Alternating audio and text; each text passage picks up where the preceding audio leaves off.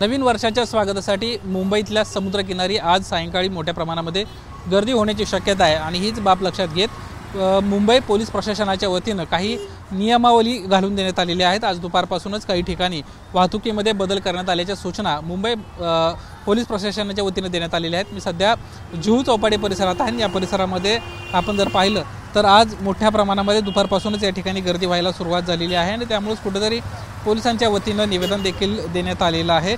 यामध्ये प्रामुख्यानं जुहू चर्च रोडवर ट्युलिप स्टार हॉटेल जंक्शन ते बलराज साहनी रोड आणि महाराणा प्रताप जंक्शन ते जुहू कोळीवाडा पर्यंत सर्व प्रकारच्या वाहनांसाठी पार्किंग आता उपलब्ध असणार आहे। याशिवाय जुहू तारा रोड जुहू कोळीवाडा जंक्शन ते बीपी पर्यंत सर्व प्रकारच्या वाहनांसाठी नो पार्किंग असणार आहे।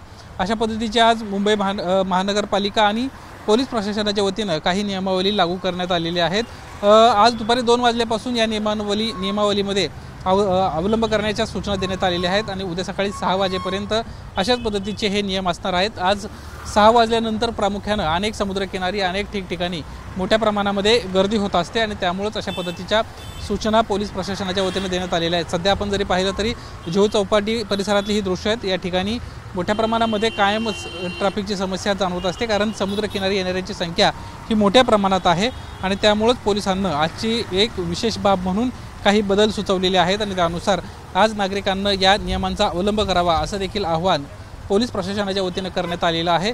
जशी जुहू चौपाटी परिसरातली परिस्थिती आहे अशीच साऊथ मुंबईत देखील असण्याची परिस्थिती असण्याची शक्यता आहे आणि त्या ठिकाणी देखील काही नियम पोलिसांच्या वतीनं जाहीर करण्यात आले।